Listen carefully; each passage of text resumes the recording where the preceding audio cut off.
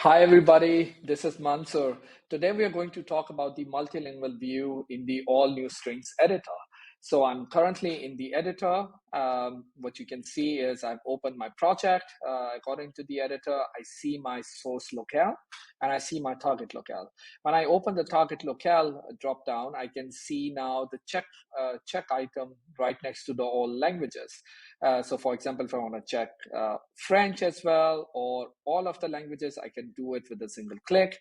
And this gives me also option to search for languages. For example, in this case, we only have 4 languages, but we know our clients work with multiple and in fact more than even 30 languages. So if you want to search for a language and see, um, it would also be possible to work and search for languages. So the first step to get into the multilingual view from a bilingual view, what you need to do is just simply go into the target locale, select the languages that you want to translate into, select all or select one, and then get going. So this is the whole new multilingual view. What you can also see is that we have divided the card layout into horizontal split and also into the vertical split. So what you see right now is the horizontal split. I can quickly show you the vertical split as well, which is also very useful. On the left-hand side, you see the source locale, and on the right-hand side, you see all the target locales and so on. I prefer working in a horizontal view, so I'm going to stick to that, but there's an option, and then just want to make sure that you also are aware of it. Okay, so going forward, let's talk about the translation statuses that you see. So first of all, on the key, what you see is that there's a key, on the key card, there's a floating key card name, so you can click to copy. Also, if you select, there's a single click to get into the translation mode. So for example, if I want to translate into German, I just have to click and I am directly into the translation mode. Even that happens with all other languages, so I can switch between them. And yeah, it's a very effective way of getting into the translations. And then we have added on the top all the cumulative translation statuses. So for example, about this key, we know there are 5 translations that needs to be done. I see 1 as reviewed, 4 as ready for review, and 0 untranslated. So this is very effective way of just scanning, especially for localization managers, that they can skim through all the keys and see the statuses of it. Also, what we have added is, for example, this key, so this floating button, hover button that you see of verification. So right now it's flagged, it's unverified at the moment, and I want to verify this. I would simply scroll over without even opening the translation. I can simply click on the button and then it's marked, the key is verified. And you can see the flag going away, meaning that it's not unverified anymore.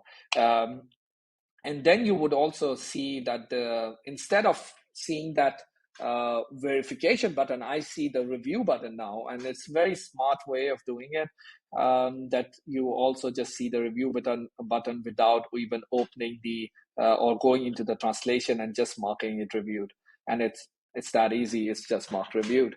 And then what we have also added is marked reviewed, but I still see this red exclamation mark. What is that about? So if you click on the translation and go into the field, you would see, okay, the character limit is exceeded. So the limit was 10. I've exceeded the limit 15, and that's why it's persistent and showing me that, okay, that's the reason why this QA check has risen and shown on the translation status, just to give some visual feedback to the localization managers and translators, especially that something is off here. So, and this work across all the checks that we have. For example, over here,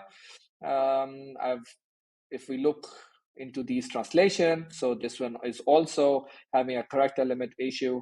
I would select the key like term base or a placeholder. And then over here, it tells me, okay, you are missing a placeholder. So it's important that we address it, and also being able to follow the QA process. And same goes for the term basis. So over here, we can see the gamble term base is missing. That's why it has a problem identified here in red. Quality assurance is not up to date. And of course, you can add, and then it will be gone. So this is an additional way, an accumulative way, smart way of doing things.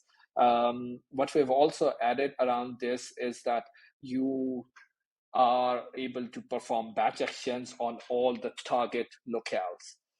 So for example, if I select all keys and I have 4 languages and I wanted to quickly mark them reviewed. For a few of them are already reviewed, but if you see the rest of these translations, they are not reviewed. And I just quickly want to do that.